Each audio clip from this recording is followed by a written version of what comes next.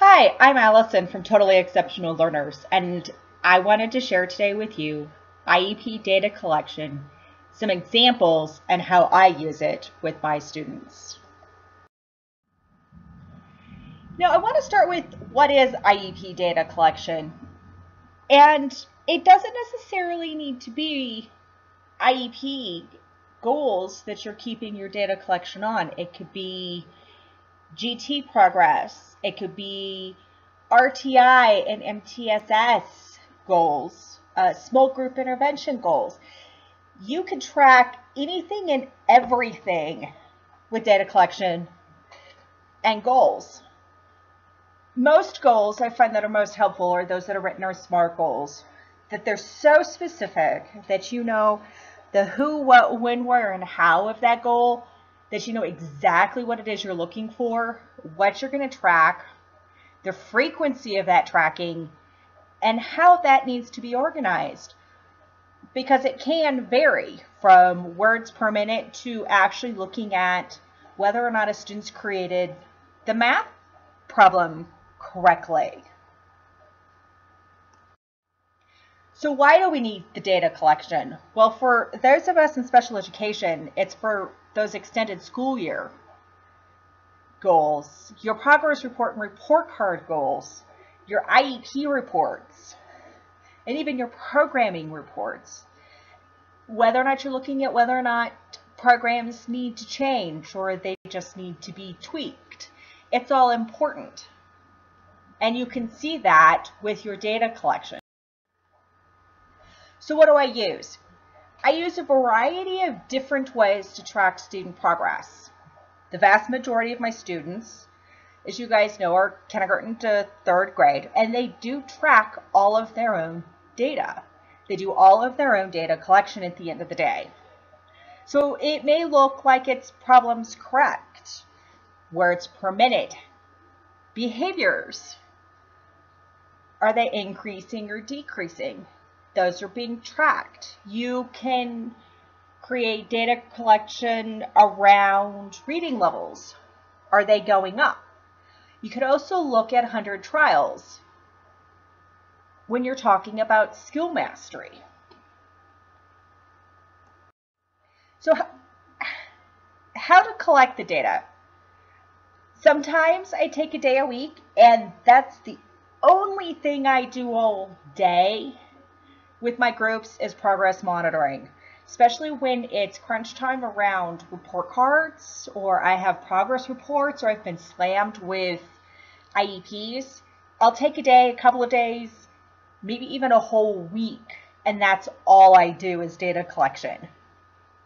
I've also trained somebody else to do my data collection for me, not just my students, but it might be a paraprofessional, another adult volunteer that comes in once a week, and I train them to help me out if they're working on a specific program like with SightWords, having them do that data collection. My students do their own data collection, especially with learning targets, self-reflections, taking photos of work samples and them reporting back what they liked, what they didn't like. All of that is data collection in which that you can use. The same with exit tickets. You get data based off your exit tickets, whether or not they know what they're doing or not. So you can plan your next day's instruction. In looking at why you need them and how you can collect the data for your IEP goals, I want to show you what mine look like. So I always start with my SMART goals. In this case, this one is around increasing sight word knowledge of one of my primary students. The data forms that I'm going to use are a checklist of the words, and then either the student or myself will graph it. I'll show you some extra bells and whistles that I add to my graphs, and then also the student reflection in which that I add. So as you see here, I have a graph that I have created electronically. I usually do this because it makes it easier for me to share it with individuals, but my students also do their own bar graphs.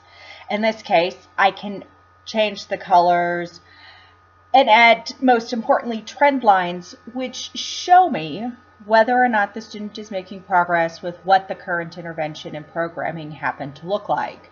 I can also add segment changes if I tweak the programming or change the programming because the student isn't going to meet the IEP goal or the goal that was set and the time frame in which that was set. You also see here on the page what my assessment checklist looks like for those sight words, the ones she's actually being asked to know, as well as the sight word grade level expectations. It gives you an idea of where students need to be and whether or not they're really struggling, they're sort of struggling, or they've got it. As you can see with that green, yellow, and red, those RTI colors, the various tiers. You also see a copy of her action plan. In this case, since she is a primary student, it's easier for her to dictate and for me to write. It gets done in a timely fashion and I can read it. Over the next couple of slides, you'll see how I use a variety of different methods to do my data collection, from paper and pen to my students to using technology.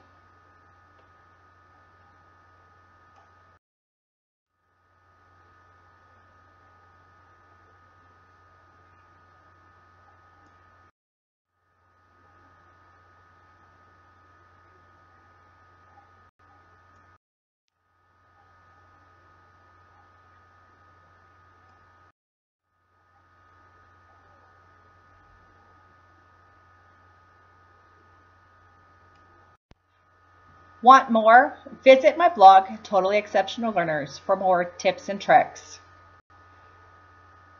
Visit my Teachers Pay Teachers store for products that come with data collection to help you grow your students and meet those IEP goals. Thanks for watching. We'll chat soon.